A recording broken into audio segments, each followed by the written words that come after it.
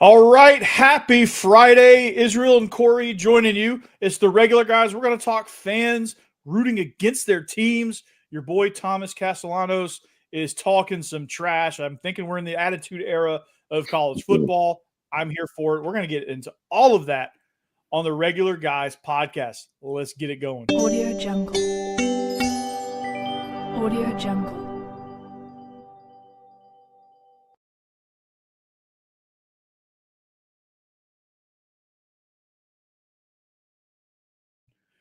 All right, welcome in. Happy Friday. Like I said, happy Friday afternoon. If you are relaxing by the pool, or however you're joining us, thank you for joining us. Thank you for being here. Joining me is my man, as always, the offensive coordinator, Thomasville, Israel Troop. Man, what's up, dude? Good, guys. Making sure you got that right. Now you can't say that other school up the street. It's just like being a Georgia Tech and a Georgia fan. You can't be both. Yeah, no, you're definitely not Thomas County Central. Can't utter that. That's the last time I'm going to utter that name, right? So that's the team down the road. So we can't do that. It's the what are they? Blue and gold? Is that what they are? Yeah, it's literally we're red, red and white, just like Georgia, and they're literally navy and gold like Georgia Tech, and they're the Yellow Jackets, and we're the Bulldogs. So I mean, it can't be any more perfect, right? So, I mean, it's just the parallels are uncanny. So, anyway, well, we got an action-packed show today, man. We're going to talk a little bit about fans talking trash, being that dude from Major League where you turn against your team because you hate the coach. And then we're going to talk about your boy Thomas Castellanos. He's throwing a grenade in there. He's piggybacking on what Diego Pavia said. Everyone's picking on Alabama. It's kind of funny. Absolutely. I wouldn't expect anything less from Thomas. Exactly. Phenomenal player, phenomenal kid, great character kid. So I wouldn't expect anything less from the competitor that he is. Yeah, I mean, that's what you got to do. We're in the attitude era. And then I'm gonna talk to you about OTAs. That's a concept that I think should be everywhere. Mm-hmm. But we're gonna get into that later. But let's fans rooting against their team. This is the most annoying thing to me because you have a team, you have a fan base, and you have been you've even rooted for that team the previous season under the same coach. And all of a sudden you turn on them, you're like, oh, well, I'm rooting for Florida today because screw Kirby Smart, and screw the decisions he made, and I hate Kirby Smart. I want him to get fired, so I hope we go 0-12. That there's nothing more. Just come on, dude. Like, root for your team to do well. It doesn't matter what the record is. If they want to fire the coach, they're going to fire the coach. It doesn't matter what your rooting interest is. I don't care who's coaching Georgia. I want them to win. And because I live in Nashville, I want Vanderbilt to win too, because it's good for the city that I live in. If Vanderbilt wins, if they're good, I don't care who the coach is. If it's Clark Lee, great. If it's not, then I'll root for the next guy. Same with Georgia. I want my alma mater. I want to be able to brag about my alma mater. I don't want to have you think you think there's a contingent of Florida State fans that wish that they'd never gone 2-10 a year ago? Oh yeah, but I have not heard a Florida State fan say, I hope we lose these games. I've even down here in South Georgia, we're only an hour and a half from Tallahassee. I've never heard a Florida State fan say, I hope we lose. You know what I mean? And it's different fan bases. If you've been a fan since you were, a child, like for instance, I'm a Cowboys fan, been a Cowboys fan since '92. All right. When we were good. All right. Do I like the decisions that are made? No. Do I think Jerry should, go sit in the office and eat popcorn? Yes, I do. But at the end of the day, I'm still going to root for the Cowboys. I've never said anything bad about the Cowboys. Do I think things can be different? Absolutely. That's just the coach in me. But some fans take it way, way, way too far. I mean? I would never wish for them to, go 0-17 or however many games in the NFL, just because I don't like, Schottenheimer right now. No, I want them to win. You know what I mean? So, and we deal with a lot, just like I do in high school football as well. You got fans and, parents and stuff that go against, us just because little Johnny, ain't playing the way that they think he should, or he ain't getting the recruiting looks that, they think he should, and they turn on the coaches. But, at the end of the day, you guys produced that young man. You know what I mean? I didn't do it, and I can't pull a recruit, a offer out of my butt. You know what I mean? So it's not my fault. You know what I mean? All I can do is what I can do. I can send out film. I can develop him. But if he's 5'6" and you want him to go D1, I think you need to, pray for him to get taller. That's not my fault. You need to look in the mirror because that's your fault. Yeah, you're not very athletic. Like I knew immediately, and my parents knew immediately that that Division I college athletics was not going to be my thing because 5'8", 190-pound fullbacks don't exist in Division I football in the early 2000s. Like you had to be at least 6'2", 230. I was neither. And my football career ended right there, and I was just fine. I went and worked for Coach Richt. And that was just fine, but nobody, obviously my dad was the coach, so we couldn't really turn on the coach. But it's just, yeah. But even if he wasn't, I would be like, okay, I understand. I'm not very good. And going back to the point of you're a Cowboys fan and you don't agree with everything they do, and they're not the greatest at everything they do, and you wish things were different. It's the reason why I'm still wearing this shirt.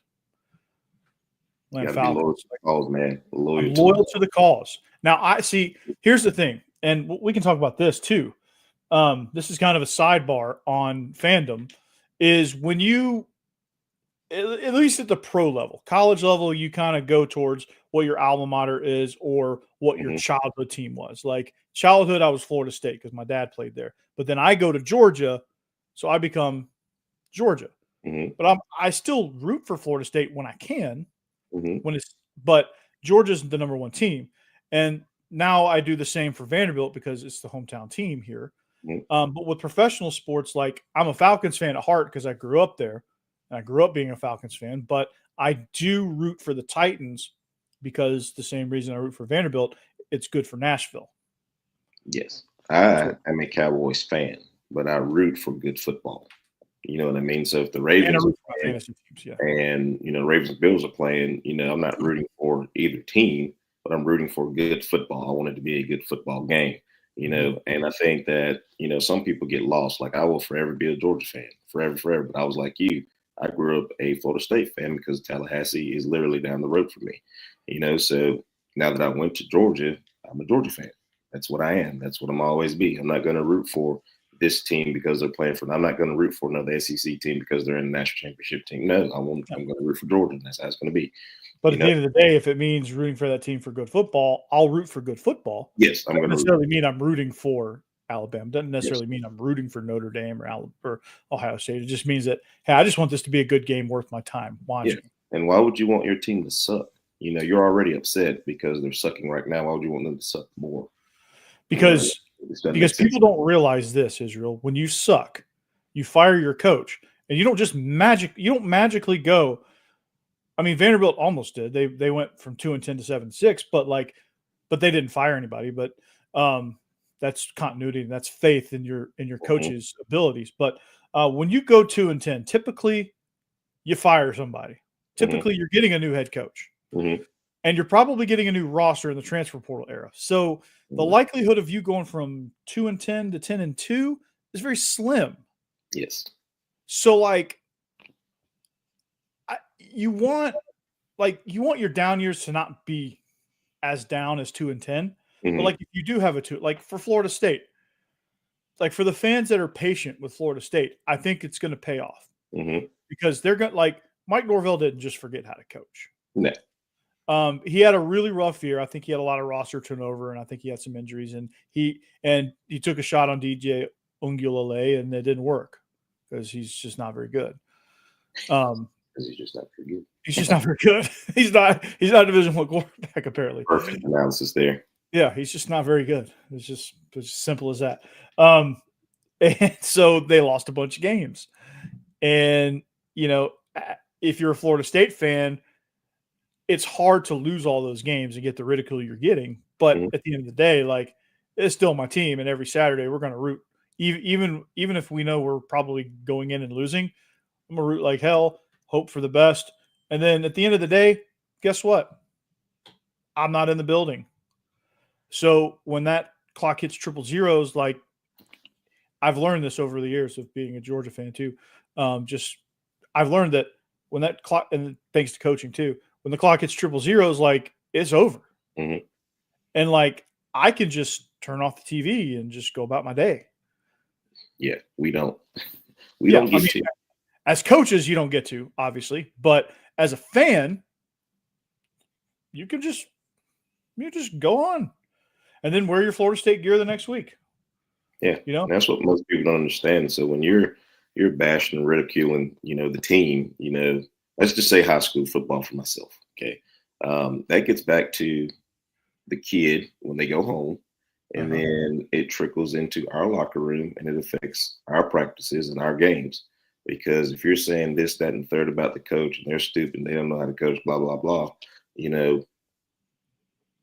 there is some accountability on us to make sure we put our players in position to win, to be successful and things like that.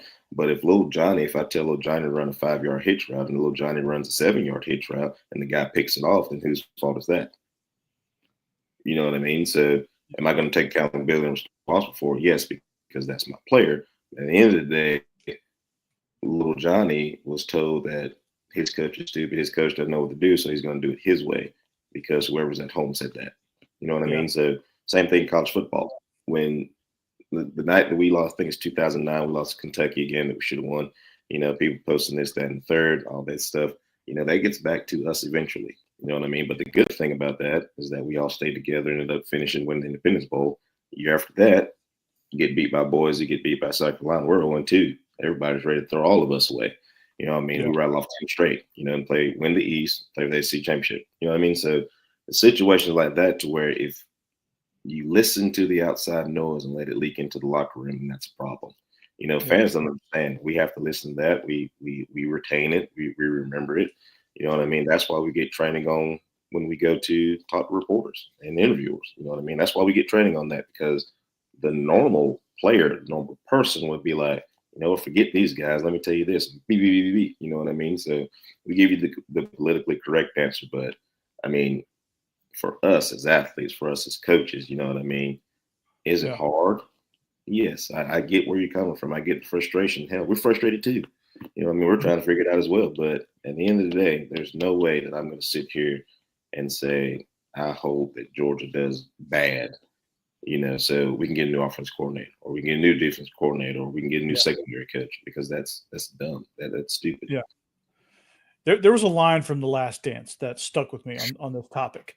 And it was in the episode where Michael Jordan got hurt and missed the entire season and came back, and they wanted him to sit out. They didn't want him to play at all because they wanted to get in the draft lottery. And they limited his minutes so that hopefully he wouldn't make as much of an impact and they'd still lose. And he's like, dude, that's the dumbest thing I've ever heard. Like, I don't care about some lottery pick, dude. We're gonna go win this game. I don't care if we're the 8th seed and we're playing the Boston Celtics, who's gonna wipe the floor with us in 4 games. I don't care. Like, you play, that's why you play. You get as far as you can get, and you deal with everything else after that. And that stuck with me because I was like, that's the mentality you have to have. Like, it doesn't matter what draft pick you get, right? Because GMs are going to wheel and deal anyway. Like, if you want the number 1 pick, your GM can go get the number 1 pick. I mean, draft picks are it's just like quarters in your pocket. Like, it's, picks, especially after round 2, like those picks, you could shuffle those around any which way you want. It's not going to matter. If you have good scouts, you could, it's not going to matter because your scouts are going to pick good guys in the later rounds anyway, and you're going to get good free agents and things like that. So whatever happens, happens. And in the world of recruiting, you don't want to suck. In the world of the transfer portal, you don't want to suck because nobody's going to want to come to you, right? Nobody's going to like your fans. If your fans are terrible and they want you to lose because they hate the offensive coordinator, going full circle back on our conversation from last week, because they hate Mike Bobo and they want our offense to completely suck. And they were glad Gunnar Stockton was terrible in the Sugar Bowl, which he wasn't, but he was actually really good. He's not the reason we lost that game. We lost that game because I just think that I think we lost that game for a lot of reasons, none of which was really like egregiously at the fault of anybody. I just think it was a weird game, and Notre Dame was just a little bit more into it than we were. I think it's as simple as that. And they outperformed, and Marcus Freeman is going to be he's going to be an all-timer coach-wise. For sure.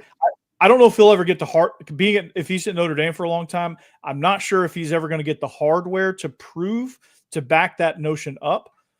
But that dude is elite, man. Like, I don't care what you say. I don't care how the hardware, how the trophies, I don't care if they collect in other shelves. Like, it doesn't take away the fact that Marcus Freeman got Notre Dame to the national championship game in year 3 of his tenure at Notre Dame. After, the debacle against Northern Illinois, after, subpar season, I think the year before. So, I think Notre Dame fans were rooting against him because they wanted him gone after the game. After year 2, they want him gone. So, we listen to y'all, but we don't listen to y'all. We use it as bulletin board material. But it does get back to us, and as an athlete, as a coach, if you listen to that noise, then it can creep in and it can cause a lot of damage. But with all the, a lot of teams have mental health counselors, things like that. So, I mean, it really doesn't faze us. But if you're rooting against your team that failed, then you're an awful human being. And it shows that you have not been in a locker room to root against your own team either. Because if I had a player, my teammate that was rooting against us to lose, it ain't gonna be pretty. No, absolutely. Oh, if you're doing that inside of a locker room, that's even worse. Yeah. And to further the point of, and I think this topic is going to take a little bit of like a transition, but like, and this is like players hearing the noise in the locker room. At the high school level, you hear it all the time through the halls, and I've experienced that as a coach and as a player because I was on a team that we were in my mind, we grossly overperformed, but in everybody else's mind, we were grossly underperforming. But we squoze every bit of talent we could out of the ragtag bunch we had at Fayette County. But other people didn't see it that way. And then at my school at Lawson, like, people don't want to come play football because they don't want to play for a team that sucks, but then they're going to sit there and criticize. That also grinds my gears. But I say all of that to say that, like, with Nico Imaliava, in that situation in Tennessee, there's rumors that like he quit before the Ohio State game. He heard the noise. He heard that Josh Heupel was a terrible coach. He heard that they were screwing him in NIL and he could get better money somewhere else. And he was hearing all of the noise around like he should be paid more. Josh Heupel's not using him enough, and this team sucks, and they're nothing without him. And he goes out and just lays a complete egg. And that whole situation, I think karma took care of that one. Yeah. With him, like, I think him buying into the noise, he paid the price for that, and he's going to pay the price again because he's going to realize that UCLA doesn't really have an offensive line to protect. Yeah. And he's making $3 million less than what he probably could have been offered or wanted. Yeah, you can say what you want to about that. And as a coach in that situation, I wouldn't have even listened to anything that he would have had to say. I've been like, you want to go, because in this day and age, be here, then you're going to be here. I have Kirby Smart say it all the time, and I say Kirby Smart because I listen to Kirby Smart. The days of loving football is few and far between. We want guys who love to play for the University of Georgia. That's what we want. If you're here to collect a paycheck, then this is not for you. Because you're not going to want to get coached hard. You're going to let the noise, creep in and things like that. So I want guys who want to be here. I want guys who want to be present, who guys want to be Bulldogs, graduate Bulldogs, get developed, into better players and things like that. So that whole situation, when I heard about it, I was like, if it were me, if I was Josh Heupel, I'd have been like, all right, cuz, see you later. And Josh Heupel did. You're my quarterback. But here's the thing. You're not a defensive lineman. You're not any other position. You're the quarterback. You're the leader of that football team. You know what I mean? And you're saying you're not showing. Here's the thing. You didn't show up for class. You weren't showing up for practice. You weren't showing up for meetings. Like, worst case scenario, if you're wanting more money, do things the right way so people see that, all right, he's doing things the right way. Maybe if that was the case about money. They would have given him – they would have compromised and given him 3. Because he was making 2, they would have given him 3 with no state income tax. Yes, because you are doing things the right way. But when you're not showing up for meetings, not showing up for practice, not showing up for class, that just shows that you just don't give. You don't give a shit. And it's time we got to go because we got to get somebody else ready to go right now, today. And I don't know that Josh Heupel knew that in the playoff game. I don't know that he was aware of all that was happening. I think they were just starting to get into Nico's ear at that point. It came to a head probably during winter workouts. And I think as soon as Josh Heupel realized that this was going to be a real problem, he said, okay, bye. See ya. Bye. Later. Go. If your quarterback's doing that, yeah, no, bye. We'll take. I don't care. I don't care what's on the like. I'll take Jim Bob out of the stands and play quarterback versus dealing with you. Like I really don't care. And honestly, and because I'm a Georgia guy and I cover Vandy for Locked On Vandy, I'm going to get a lot of flack for this, but like I respect the hell out of Josh Heupel for doing that. Oh yeah, and as a coach, I respect him for that. Yeah, well, from a coaching perspective and a coaching profession perspective, I love that he did that. Because it resets the market, and other teams are like, "Oh, Tennessee did that. They need Nico Iamaleava." You know, that's the notion. I don't think they necessarily need Nico Iamaleava, but the perception was that they did, and they were able to let him walk. And the tune has totally changed with Tennessee fans, and they're bought into Joey Aguilar, and good for them. Yeah, sometimes you gotta switch it up a little bit. Sometimes you have a little help. That get you to that point, and and it's like I said, if you buy into the hype, you buy into what fans say. You gotta understand, like you have to come into that building and work every day. You have to come in that building, go to practice, and watch film and all that stuff. So you're the one that's having to do all that stuff, not the people out here talking. Half the people that are talking, wouldn't even last one winter workout. No. Doing what you're doing. There's a reason why, I don't listen to people who've never played this sport, who aren't in this profession and things like that, because they don't know what they're talking about. You don't sit in these meetings all day. You're not in the film room. You're not at practice. You're not dealing with things you have to deal with these kids every day. To be able to say, whether this is that word of mouth said this, I heard this, things like that. No, you come over here and you come spend a week with us during the season, see how this works. Yeah, because you wouldn't last 2 seconds. Those workouts are no joke, by the way. Those things, especially you had Tereshinski, right? He was your strength coach the whole time, right? No, we had Coach Van, and then Coach T came in my last 2 years. So Coach Van, you finished out. How were Coach Van's workouts? They were a lot different than Coach T's. I can tell you that. They were really different. In a hard way, difficult way, or like? We got a lot stronger with Coach T, but we were a lot less flexible. Which in the long run is worse. In the long run is not good. Nah. The 13 season. No. Yeah, the 13th season, I've never seen so many freaking leg injuries and hamstring injuries and like so many joint injuries. Like that was awful.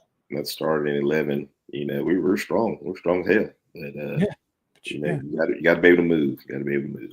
Yeah, all those hamstrings. Everyone popping hamstrings. Like, what the hell is good? I made a joke at some point. I was like, "Are they playing in traffic? Like, what are they doing? Like, what are they doing? Are they going on?" Are they going on the loop and practicing during rush hour? Like, what the hell is happening?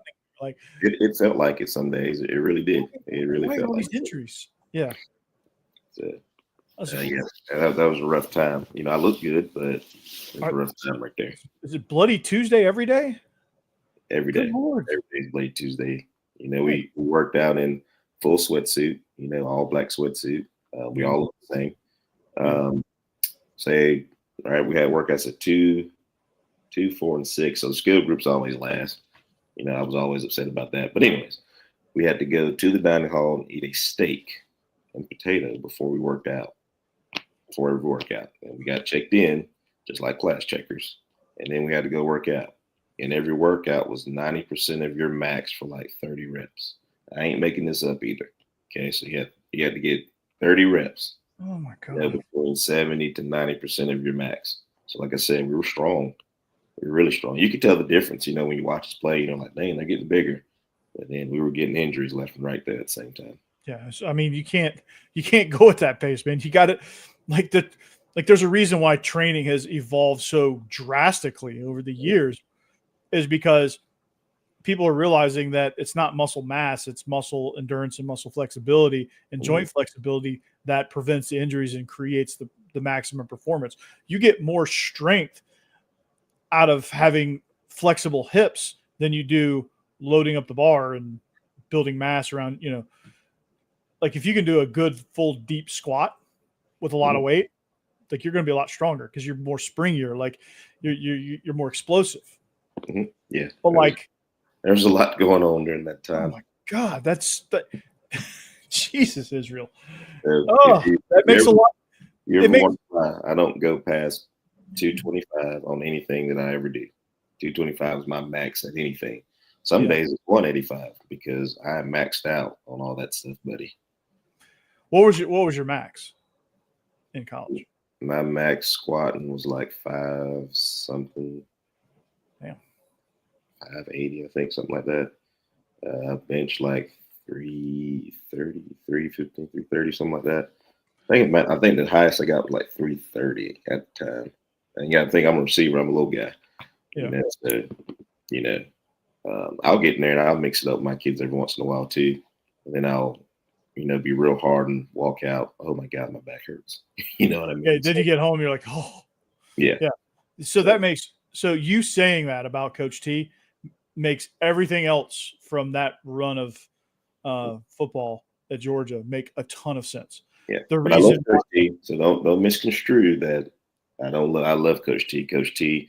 Me and Coach T became great friends because I had a lot of 5:45 a.m. runs with him in the morning on those track stadiums. But I love Coach T to death. But yep, those are the workouts during that time. Coach T was a video guy when I was there. Yeah, he's the man. I love Coach T there. I'm a big Coach T fan too. I love Coach T. He's great. I don't know that he was qualified as a strength coach, but and it makes a lot of sense. Like maybe they should have just hired somebody else and left him in video, which there was nothing wrong with video at the time. Yeah, I don't know. It's weird. But that makes a lot of sense now. It's not just, you hear that puts, and I said this on my Locked On Vandy show too, when I talked about stats. I did a stat dive and I was like, okay, my goal here is to give you context to these stats because these stats are terrible, but there's context to it. And there's now context to all the stats from when he took over to when he was relieved of those duties. There's a lot of context involved there, which you just mentioned, which is good. Good that we revealed that. And it wasn't just a total, like the players didn't suck. The coaching didn't suck. Yeah. It's just y'all were doing antiquated workouts, which built strength, but led to a lot of injuries, which is a problem. But like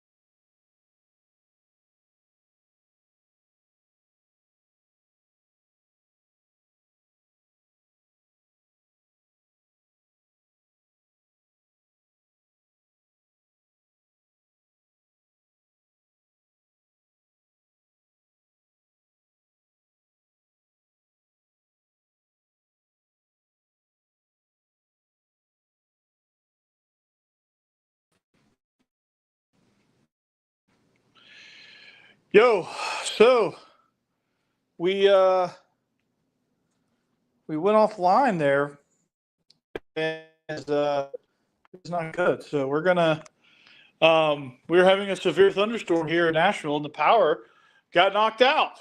So we're gonna end right there, and that's gonna be all she wrote. But it was great to see you. And hey, a little bit of adversity makes things interesting. So we'll talk at you soon. We'll come back at you next time.